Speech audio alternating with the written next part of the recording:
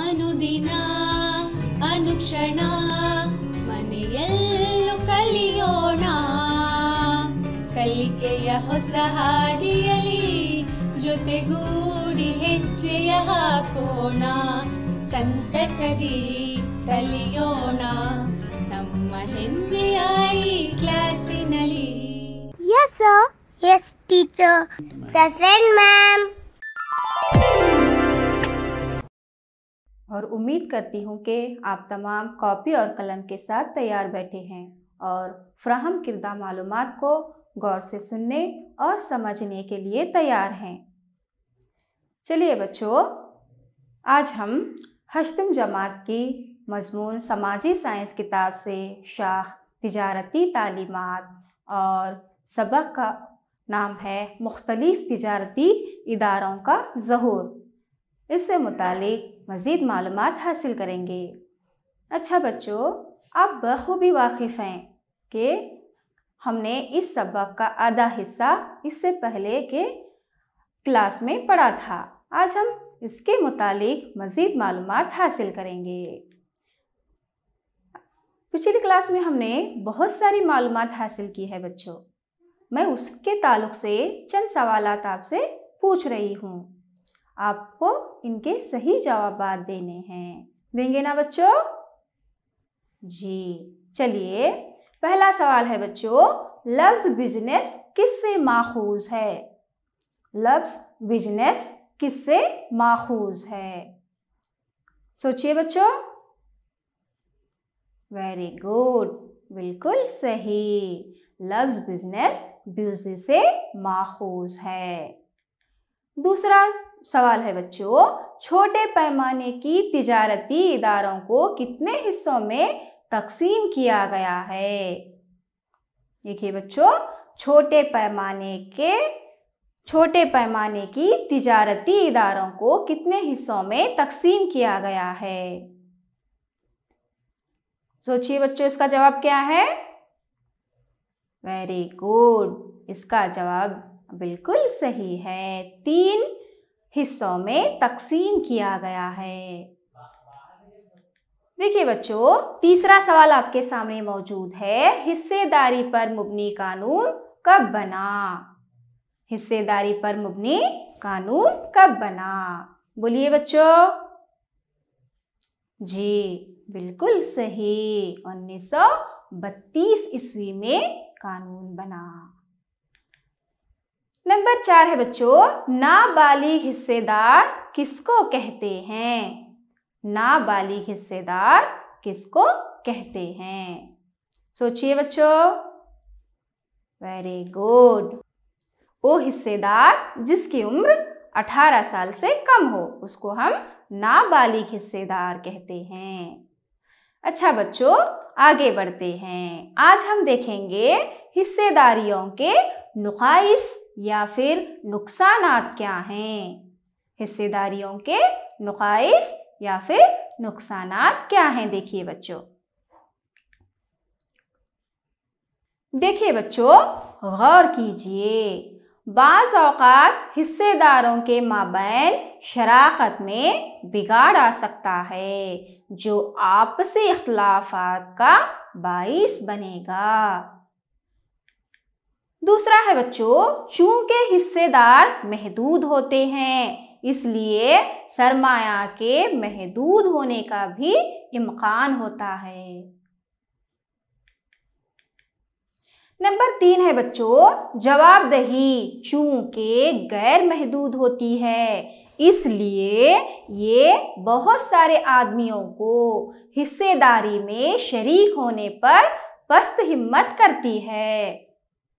देखिए बच्चों, नंबर 4 है, बेकाबू और बेवकूफ़ी के फैसले तबाही के पेश खैमा हो सकते हैं।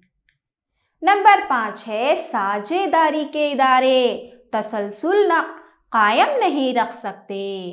मौत या किसी हिस्सेदार का या दिवालियापन इस साझेदारी को ख़त्म कर सकती है।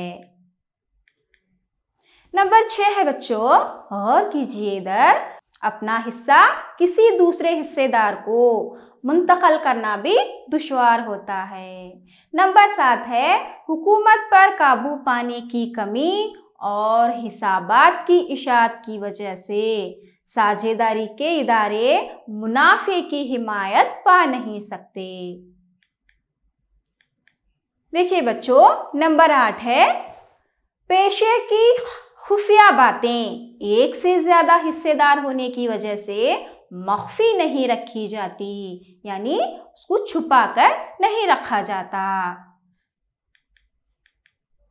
अब हम देखेंगे बच्चों हिस्सेदारी इदारों का इंदराज। हिस्सेदारी के इदारों को कैसे इंदराज किया जाता है।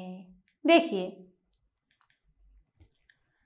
इनफरादी तिजारती इदारे के इंदराज की कोई सहूलत नहीं होती। हिंदुस्तानी साझेदारी के दफ़ा 1932 ईस्वी में हिस्सेदारी की रजिस्ट्री का हक मिलता है। इंदराज किसी भी वक्त किया जा सकता है, मगर ये एक लाजमी शय है।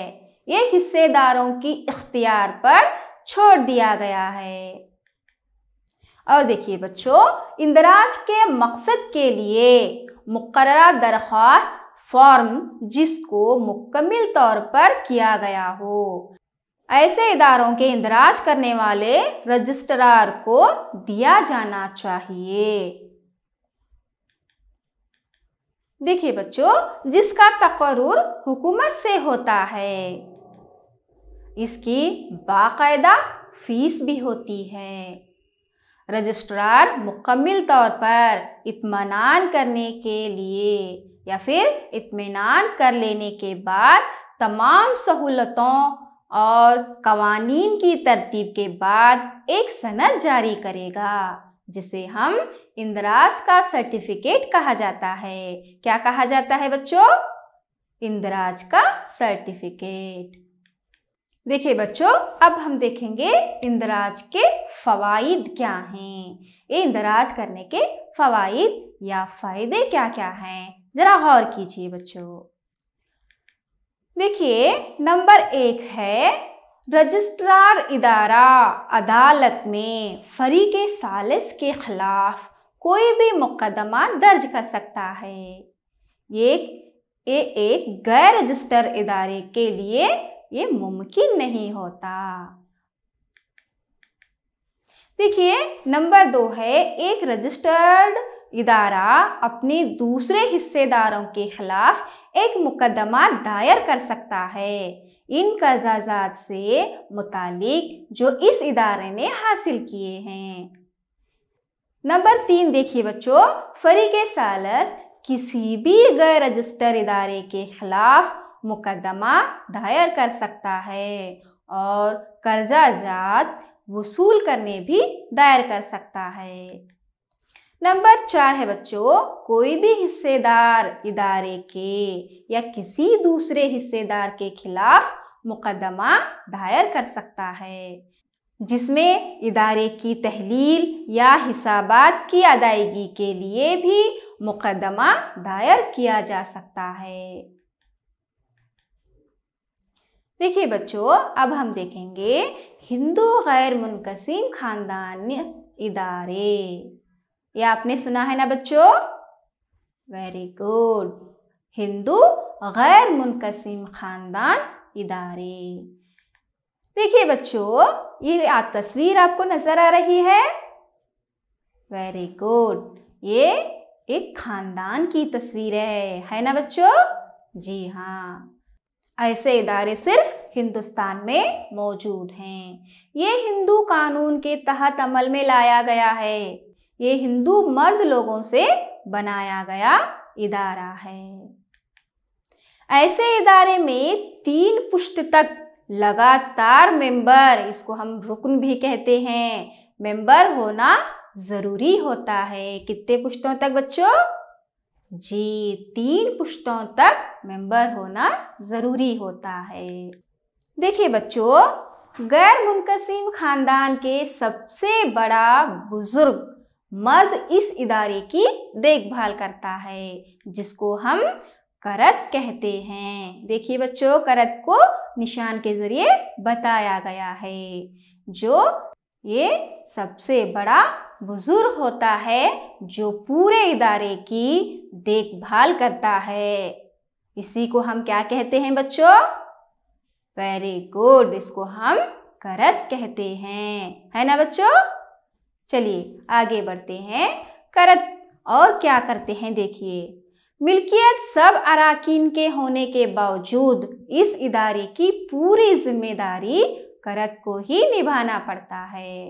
अराकीन तो सब होते हैं, काम भी सब मिलकर करते हैं, मगर पूरी जिम्मेदारी करत को निभाना पड़ता है।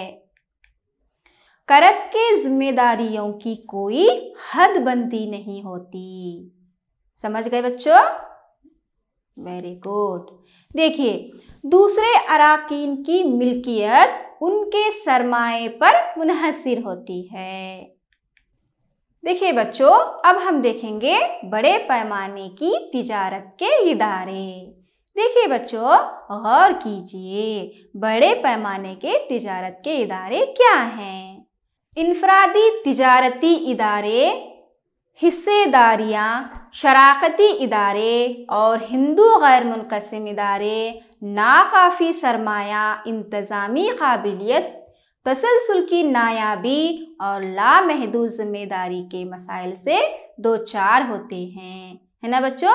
इससे पहले आपने देखा इनफरादी तिजारती इदारे किस तरह नुकसानात में आते हैं, किस तरह उसको फ़ायदा पहुंचता है ना जी। चलिए देखें, इन मसाइल पर काबू पाने के लिए बड़े पैमाने की तिजारतों के इदारे वजूद में आए। देखिए बच्चों, अहम बड़े पैमाने की तिजारतों में से यूँ हैं। गौर कीजिए बच्चों, बड़े पैमाने की तिजारत के इदारे कौन से हैं? हम देखते हैं बच्चों, बड़े पैमाने की तिजारती इदारों को 3 हिस्सों में तकसीम किया गया है। नंबर 1 है बच्चों कोऑपरेटिव सोसाइटियाँ। क्या है बच्चों? कोऑपरेटिव सोसाइटियाँ। दूसरा है मुश्तरका स्टॉक कंपनियाँ, मुश्तरका स्टॉक कंपनियाँ। नंबर 3 है कई मुल्की कंपनियाँ। देखिए बच्चों, मैं और एक बार दोहरा रही हूँ, कोऑपरेटिव सोसाइटियाँ, मुश्तरका स्टॉक कंपनियाँ, कई मुल्की कंपनियाँ। चलिए बच्चों, एक एक के मुतालिक मज़ीद मालूमात हासिल करेंगे। नंबर 1 है कोऑपरेटिव सोसाइटियाँ। ये क्या होती हैं? देखिए बच्चों, ये तिजारती इदारों में से एक है जो सारी दुनिया में पाई जाती हैं। ये रज़ाकार इदारे होते हैं जो समाज के मौशी एतबार से कमज़ोर तबकों की जानिब से चलाए जाते हैं, ताकि इनमें एक इंतज़ामी काबिलियत पैदा हो और साथ ही इसके मेंबरान की खिदमत भी हो सके। ये सोसाइटियाँ अपने मेंबरान को मौशी इस्तेसाल से आज़ाद करते हैं, है ना बच्चों जी। मिसाल के तौर पर देखिए, मिसाल के तौर पर किसान लोग आपस में मिलकर एक क्रेडिट कोऑपरेटिव सोसाइटी शुरू करते हैं ताकि इन्हें कम शरह सूद पर कर्ज मिल सके और इन्हें सूदखोरों के शिकंजे से आज़ादी मिल सके। क्योंकि बच्चों, ये किसान लोग दूसरों के पास कर्ज लेकर ज़्यादा सूद भरने की वजह से इन्हें बहुत सारे मुश्किलात का सामना करना पड़ता है। इसकी वजह से ये आपस में मिलकर अपनी एक सोसाइटी बना लेते हैं। कोऑपरेटिव सोसाइटी मार्केटिंग सोसाइटी का आगाज़ ही इसलिए हुआ कि किसानों को दरमियानी आदमी के पंजों से निजात मिल सके। देखिए बच्चों, कोऑपरेटिव सोसाइटी की तश्कील कैसे होती है। हिंदुस्तान कोऑपरेटिव की तश्कील कोऑपरेटिव सोसाइटी कानून दफा 1912 के तहत होते हैं। यानी कि कोऑपरेटिव सोसाइटियों की तश्कील कोऑपरेटिव सोसाइटी के कानून के तहत जो 1912 में बना, उसके तहत ये कोऑपरेटिव सोसाइटियां तश्कील पाती हैं। देखिए बच्चों, रियासती सरकारी कानून के तहत अलग अलग रियासतों में ये नाफिज होती है। एक कोऑपरेटिव सोसाइटी का कायम करने के लिए कम अज कम 10 अरकान की ज़रूरत होती है। कितने अरकान की ज़रूरत होती है बच्चों? वेरी गुड, 10 अरकान की ज़रूरत होती है। किसके लिए? एक कोऑपरेटिव सोसाइटी कायम करने के लिए 10 अरकान की ज़रूरत होती है। देखिए बच्चों, इन सभी अरकान का एक मुकाम पर रहना ज़रूरी होता है या फिर सबका एक ही दर्जे से ताल्लुक़ या फिर सबका एक ही पेशे से ताल्लुक़ रखना ज़रूरी होता है और साथ सबकी मुश्तरका मौशी ज़रूरत हो। इन मेंबरान को प्रमोटर्स, तरक्की देने वाले कहा जाता है। क्या कहा जाता है बच्चों? प्रमोटर्स कहा जाता है। ये सब मिलकर एक दरख्वास्त तैयार करेंगे और इसे कोऑपरेटिव रजिस्ट्रार की खिदमत में पेश करेंगे। जो इस इलाके में होगा उसको पेश करेंगे और जहां ये कोऑपरेटिव सोसाइटी कायम की जाने वाली होगी, साथ में इसकी मुकर्ररा फीस भी अदा की जाएगी। देखिए बच्चों, कोऑपरेटिव सोसाइटियों के आम कवानीन क्या क्या हैं, क्या कानून हैं इसके, देखिए गौर कीजिए बच्चों। रजाकार इदारे होंगे। देखिए बच्चों, इसकी रुकनियत सबों के लिए खुली रहेगी जिनकी उम्र 18 साल होगी। देखिए बच्चों, ज़्यादा से ज़्यादा रुकनियत की कोई हद ना रहेगी, कोई भी हद नहीं है, ज़्यादा से ज़्यादा हो सकते हैं। इसमें जमहूरी निज़ाम होगा और नफ़ा सारे मेंबरान के दरमियान बराबर बराबर तकसीम होगा। ये रजिस्टर्ड इदारे होंगे जिन पर हुकूमत का कंट्रोल होगा। कोऑपरेटिव सोसाइटियों के फ़वाइद क्या हैं? देखिए बच्चों, अब हम देखेंगे कोऑपरेटिव सोसाइटियों के फ़वाइद क्या क्या हैं, क्या इसके फ़ायदे हैं। देखिए, कोऑपरेटिव सोसाइटियां कायम करना निहायत ही आसान है, इसलिए बहुत ज़्यादा सरमाए की ज़रूरत नहीं है। सारे अराकीन के माबैन किसी किस्म का इम्तिहाज नहीं होगा क्योंकि वो सब एक पेशे से ताल्लुक़ रखने वाले होंगे। सारे ही मेंबरान के बराबर के हुकूक होंगे और बराबर की जिम्मेदारियां भी होंगे। ये जमहूरी उसूलों पर चलेगी और हर एक मेंबर को एक वोट देने का हक होगा। ये मेंबरान की जिम्मेदारियां महदूद रहेंगी। देखिए बच्चों, अब हम देखेंगे कोऑपरेटिव सोसाइटियों के नुकसानात क्या हैं। सोसाइटियां महदूद सरमाया रखती हैं और लिहाजा ये एक वसी सरमाए वाली तिजारत नामुमकिन होती है क्योंकि इनका सरमाया कम होने की वजह से ये सोसाइटी को ज़्यादातर फैला नहीं सकते, वसी सरमाया इनके पास नहीं होगा। मुनासिब अमला और मज़दूरों का हासिल करना बहुत मुश्किल होता है। यहाँ गलत इंतज़ामिया और पैसों के गलत इस्तेमाल होने के ख़दशात भी होते हैं और कभी जानिबदारी और कभी बदउनवानी भी हो सकती है। देखिए बच्चों, हिंदुस्तान में बाहमी ताउन की तहरीक कैसे चली, कब चली, जरा देखिए, गौर कीजिए बच्चों।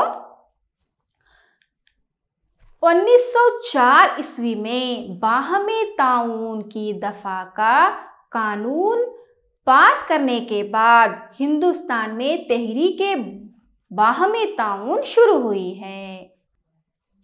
ये कानून 2012 ईस्वी में जारी हुआ, जिसके तहत इसका इंदराज लाजमी करार दिया गया। आज़ादी के बाद 5 साला मंसूबे के तहत बाहमी ताउन की सोसाइटियां यानी कोऑपरेटिव सोसाइटियां बड़े पैमाने पर शुरू की गई। आज हम अपने मुल्क में 8 लाख कोऑपरेटिव सोसाइटियां रखते हैं। देखिए बच्चों, इसके बाजू में एक तस्वीर नज़र आ रही है या फिर एक नक्शा नज़र आ रहा है। ये किसका नक्शा है बच्चों? वेरी गुड, ये हमारे कर्नाटक का नक्शा है। ज़रा गौर कीजिए बच्चों, हमारी रियासत कर्नाटक के ज़िला गदग के गंगनहाल नामी मुकाम पर सबसे पहले कोऑपरेटिव सोसाइटी शुरू की गई। सबसे पहली कोऑपरेटिव सोसाइटी कहाँ शुरू की गई बच्चों? गंगनहाल में। देखिए बच्चों, यहाँ दिख रहा है आपको? हाँ, ये क्या है? हमारा ज़िला गदग है, जहाँ पर क्या है? हमारे पहली कोऑपरेटिव सोसाइटी शुरू की गई। देखिए बच्चों, बेंगलुरु सेंट्रल कोऑपरेटिव सोसाइटी 1905 ईस्वी में शुरू की गई। हमारी रियासत कर्नाटक के ज़िला धारवाड़ कोऑपरेटिव सोसाइटी तहरीक को ज़्यादा अहमियत दी, इसलिए ज़िला धारवाड़ को कोऑपरेटिव सोसाइटियों का गहवारा कहा जाता है।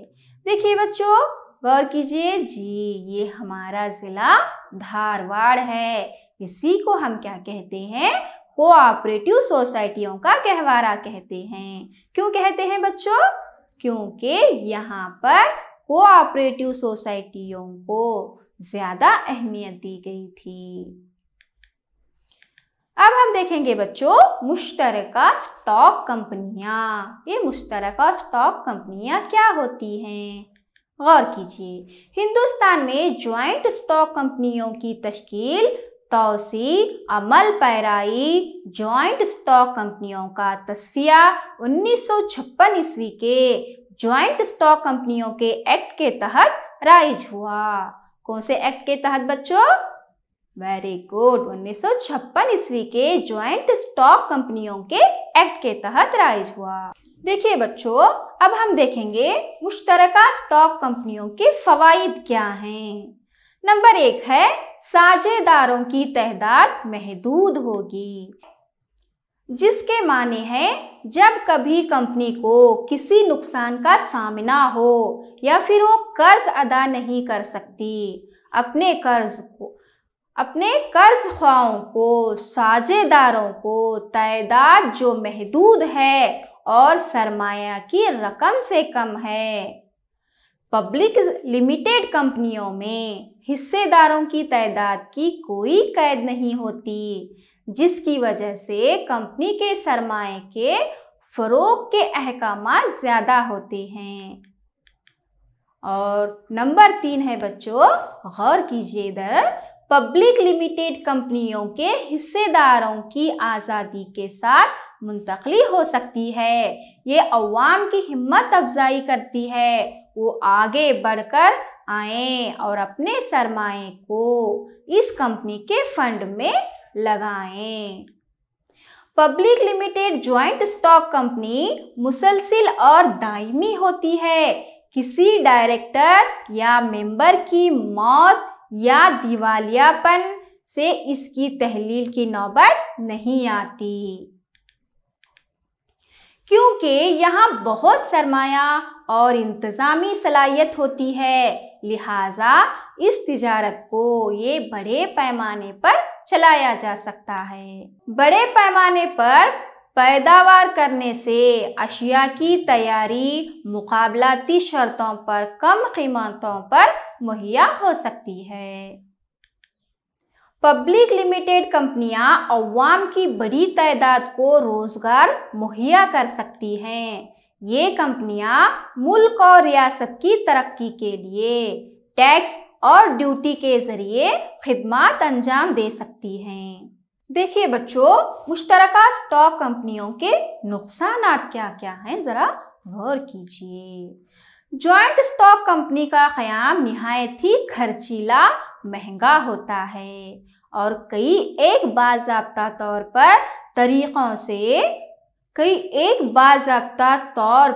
तरीक़ों से गुज़रना मुश्किल और तकलीफ़दा होता है। हिस्सेदारान ही कंपनी के असल मालिकान होते हैं, मगर कंपनी के उमूर में बराह रास्त अपना किरदार अदा नहीं कर सकते। सिर्फ डायरेक्टर्स ही रोज़ाना के उमूर की देखभाल करेंगे। हिस्सेदारों की एक बड़ी तादाद सालाना जनरल बॉडी मीटिंग में भी शरीक नहीं होती। कंपनी के मालिकान और कारकुनान के दरमियान ज़ाती ताल्लुकात नहीं होते। डायरेक्टरों की महदूद तादाद गलत फैसले ले सकती है। कंपनी के इख्तियारात सिर्फ चंद अफराद के हाथों में रह जाते हैं। बसा औक़ात वो आमिराना अंदाज में इख्तियार कर लेते हैं। बसा औक़ात ये जॉइंट स्टॉक कंपनियां हुकूमत को भी अपने काबू में लाने की कोशिश करती हैं। देखिए बच्चों, अब तक हमने बहुत सारी मालूमात हासिल की। अब उस मालूमात के तहत मैं आपसे चंद सवालात पूछ रही हूँ। आपको इनके सही जवाबात देने हैं। देंगे ना बच्चों? Very good. चलिए देखिए बच्चों, पहला सवाल है, वो कौन से तिजारती इदारे हैं जो सिर्फ हिंदुस्तान में मौजूद हैं? वो कौन से तिजारती इदारे हैं जो सिर्फ हिंदुस्तान में मौजूद हैं? सोचिए बच्चों। जी, वेरी गुड। हिंदू गैर मुनक़सिम ख़ानदानी इदारे जो सिर्फ हिंदुस्तान में मौजूद हैं। दूसरा सवाल आपके सामने है बच्चों, एक कोऑपरेटिव सोसाइटी कायम करने के लिए कितने अरकान की ज़रूरत होती है? सोचिए बच्चों। वेरी गुड, आपका जवाब बिल्कुल सही है। कम अज़ कम 10 अरकान की ज़रूरत होती है। तीसरा सवाल है बच्चों, कोऑपरेटिव सोसाइटियों के कोई 2 फ़वाइद बताइए। बताइए बच्चों। जी, बहुत खूब। कोऑपरेटिव सोसाइटियां कायम करना निहायत ही आसान है और ज़्यादा सरमाए की ज़रूरत नहीं होती। चौथा सवाल है बच्चों, बड़े पैमाने की तिजारत के इदारे कौन से हैं? सोचिए बच्चों। वेरी गुड, बड़े पैमाने के तिजारती इदारे देखिए कौन से हैं। नंबर 1 है कोऑपरेटिव सोसाइटियाँ, दूसरा है मुश्तरका स्टॉक कंपनियाँ और नंबर 3 है कई मुल्की कंपनियाँ। चलिए बच्चों, दूसरी सरगर्मी की जानिब बढ़ते हैं। दूसरी सरगर्मी है खाली जगहों को पूर करें। देखिए बच्चों, पहला खाली जगह है, देखिए डैश डैश को कोऑपरेटिव सोसाइटियों का गहवारा कहा जाता है। क्या है बच्चों इसका जवाब? Very good. देखिए धारवाड़ को कोऑपरेटिव सोसाइटियों का गहवारा कहा जाता है। दूसरा खाली जगह है बच्चों, कर्नाटक में सबसे पहली कोऑपरेटिव सोसाइटी डैश डैश में शुरू हुई। इसका जवाब क्या है बच्चों? जी, बिल्कुल सही, गंगनहाल। कर्नाटक में सबसे पहली कोऑपरेटिव सोसाइटी गंगनहाल में शुरू हुई। तीसरा है हिंदू गैर मुनक़सिम ख़ानदानी इदारे की देखभाल करने वाले को डैश डैश कहते हैं। क्या है बच्चों?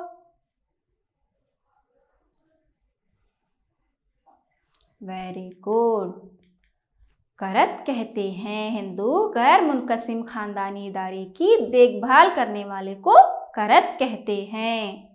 देखिए बच्चों, चौथा है हिंदुस्तानी साझेदारी की दफ़ा डैश डैश में हिस्सेदारी की रजिस्ट्री का हक है। ये खाली जगह में क्या आता है बच्चों? जी बिल्कुल सही, 1932 ईस्वी में हिस्सेदारी की रजिस्ट्री का हक है। नंबर 5 है, ज्वाइंट स्टॉक कंपनी का क़याम निहायत ही डैश या महंगा है। जी बिल्कुल सही, खर्चीला या महंगा है। चलिए बच्चों आगे बढ़ते हैं। अब तक हमने जितनी भी मालूमात हासिल की, इसके मुतालिक मैं आपसे घर पर काम दे रही हूँ। आपको ये करना है और अपने स्कूलों में अपने असातिज़ा इकराम से इसकी जांच करवानी है। नोट कर लीजिए बच्चों, हिस्सेदारी इदारे के नुकाइस की फहरिस्त तैयार करें। नंबर 2 है, कोऑपरेटिव सोसाइटियों के कवानीन क्या हैं? कोऑपरेटिव सोसाइटियों के कवानीन क्या हैं? अच्छा बच्चों, फिर अगले सबक में मिलेंगे। तब तक के लिए अल्लाह हाफिज़। शुक्रिया।